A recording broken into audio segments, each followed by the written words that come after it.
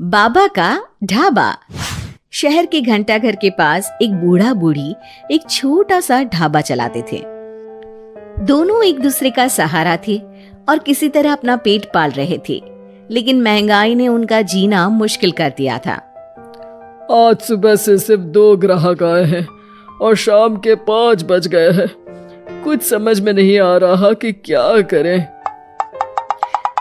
वो सब कह रहे हैं कि बाजार में मंदी आ गई है, इसीलिए सबकी गिराई नहीं चल रही। अरे बुढ़ापे में पैसों के लिए इतनी मगजमारी करनी पड़ रही है। अभी तो हाथ पैर चल रहे हैं तो काम धाम हो जाता है, बिस्तर पर आ गए तो पता नहीं कैसे चलेगा। बेटा बेटी सब छोड़ के चले गए हमको, बस गरीबी ने नहीं छोड़ा। भगवान के घर देर है अंधेर नहीं, सुनते सुनते हमारी आंखों में अंधेरा छा गया। कल भी बचा हुआ खाना कुत्तों को देना पड़ा था, आज भी यही करना पड़ेगा। रोज की तरह आज भी ग्राहकी नहीं हुई थी। रात को बाबा और अम्मा सड़क किनारे बने अपने ढाबे में ही सो जाते हैं। अगले दिन सुबह सुबह ही एक ग्राहक आ जाता है। बाबा जरा एक चाय और एक कचौरी तो देना। जी भैया, अभी गर्मा गर्म कचौरी तल के दे रहा हूँ। एक ही चाहिए बेटा? आपके साथ आई मैडम जी नहीं खाएंगी क्या? नहीं नहीं, मैं ये सब रोड की चीजें नहीं खाती हूँ, आप इन्हें ही खिला दो।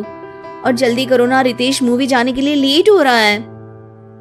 अरे बाबा, लाल चटनी ज्यादा डालना। हाँ। लेकिन उसके बाद फिर पूरे दिन कोई ग्राहक नहीं आता और फिर से सारा खाना वेस्ट हो जाता है।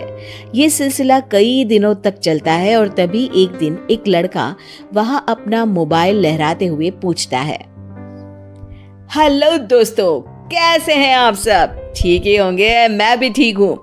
और आज हम हैं किशनगंज के बाबा के ढाबे पर। चलिए देखते हैं कि बाबा क्या क्या बनाते हैं।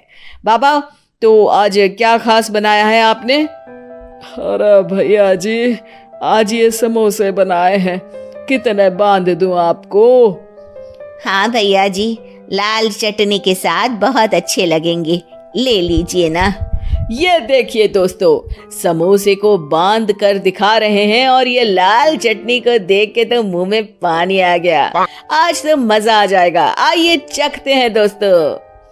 लड़का समोसा चखते ही तारीफों के पुल बांध देता है। वाह वाह वाह, मजा आ गया, इतना अच्छा समोसा मैंने तो कभी नहीं खाया। आपको यहाँ जरूर आना चाहिए और ये समोसा जरूर खाना चाहिए। और एक चीज, ये देखो, ये रोड साइड पर इनका ढाबा है, इनकी हेल्प तो होनी ही चाहिए। अच्छा, वैसे और क्या क्या बनाते हैं आप? बेटा, पराठे मैगी सब बनाते हैं। वाह वाह, इतना अच्छा खाना बनाते हो, बहुत भीड़ होती होगी। अरे नहीं बेटा, कोई नहीं आता हमारे ढाबे पे, पैसे पैसे को तरस गए हैं। अरे आप रो क्यों रही हैं? रोइए मत, क्या हो गया है? अरे बेटा, कुछ बिकता ही नहीं है, आधे भाव में चीजें बेच रहे हैं, प्यार से बना रहे हैं, फिर भी। तो आप दोनों ही हैं? कोई बच्चे बच्चे नहीं है क्या आपके?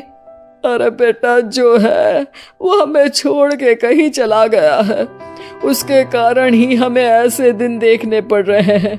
जो थोड़ा बहुत पैसा हमने इस ढाबे से बनाया था, वो सब लेकर भाग गया था। ओह, देखिए आप चिंता मत करिए, मैं आपका वीडियो सोशल मीडिया पर डालने वाला हूँ और फिर देखना कितनी जल्दी लोग आपकी मदद के लिए आगे आएंगे। वो लड़का अपने कैमरा से बाबा के ढाबे का वीडियो बनाता है और सोशल मीडिया पे शेयर कर देता है। वीडियो बहुत तेजी से वायरल हो जाता है और कुछ ही घंटों में वीडियो में दिए अकाउंट में करीब 1 लाख रुपए जमा हो जाते हैं। लड़का अगले दिन फिर ढाबे पे जाता है। बाबा, आप रोइए मत, पब्लिक ने आपका सारा दुख दूर कर दिया है, आपके खाते में 1 लाख रुपए आ गए हैं। अब टेंशन लेने की कोई बात नहीं है, टेंशन भूल जाइए और मजे कीजिए। अरे बेटा, तुम्हारा हम कैसे धन्यवाद करें, तुम्हारे कारण इस दुकान पर आज इतनी भीड़ लगी है, वरना हम दोनों ने तो उम्मीद ही छोड़ दी थी। हरा जुग जुग जियो बेटा, तुमने आज एक गरीब का भला किया है। भगवान तुम्हें बहुत तरक्की देंगे। बाबा की कहानी सोशल मीडिया के बाद टीवी पर भी फेमस हो जाती है और टीवी पर बाबा का बेटा उनकी कहानी देख लेता है और उसकी नजर बाबा के खाते में आए रुपयों पर पड़ती है। 1 लाख रुपया, वो भी एक दिन में? अरे ऐसा ही चलता रहा तो ये दोनों तो करोड़पति हो जाएंगे और मैं ऐसा ही रह जाऊंगा। लगता है यही समय है इनके पास वापस जाने का। 2-3 इमोशनल डायलॉग चिपका दूंगा, दोनों मान जाएंगे। और ये देखकर बाबा का बेटा उनके पास वापस चला जाता है। अब बाबा मैं आ गया बाबा। अब मैं आ गया हूँ, आप चिंता मत कीजिए, मैं आपकी पूरी मदद करूंगा। अब तो मेरी आंखें खुल गई है बाबा। अरे बेटा, कितना याद करते थे तुझे मेरे लाल। अपने बूढ़े माँ बाप को छोड़ के अब कहीं मत जाना। अरे नहीं माँ, तब तो मेरी मजबूरी थी, लेकिन अब नहीं। मुझे माफ कर दीजिए माँ बाबूजी। बाबा काफी नरम दिल के इंसान थे और बेटे के आने की खुशी उनके लिए पैसों से कहीं ज्यादा होती है। वो अपने बेटे को माफ कर देते हैं। बेटा, हम तो कुछ साल में बचेंगे भी या नहीं कोई भरोसा नहीं, लेकिन तू मेहनत करके ये ढाबा चलाना, और इसलिए आज से मैं ये ढाबा और ये पैसे तेरे नाम करता हूँ। अब हमारी तो उम्र हो गई है, अब तू काम करना और हम घर बैठकर खाएंगे।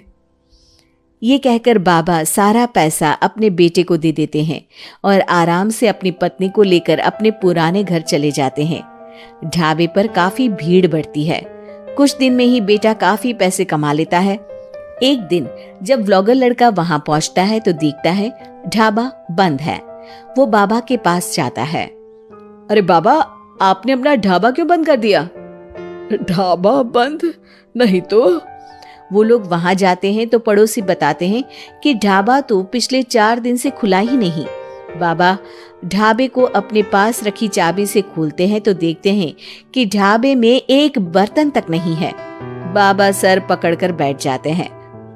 हमारे बेटे ने हमें फिर से बर्बाद कर दिया। पर हमारे पास तो वापस बर्तन खरीदने तक के पैसे नहीं है। बर्तन भी बेचकर खा गया होगा नालायक। बाबा आप चिंता मत करो, आप काफी फेमस हो, लोग फिर से आपकी मदद कर देंगे। बस इस बार अपने बेटे को दूर रखना ढाबे से।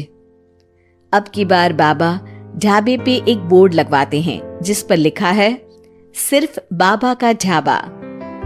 ये सिर्फ क्यों लिखवाया है जी?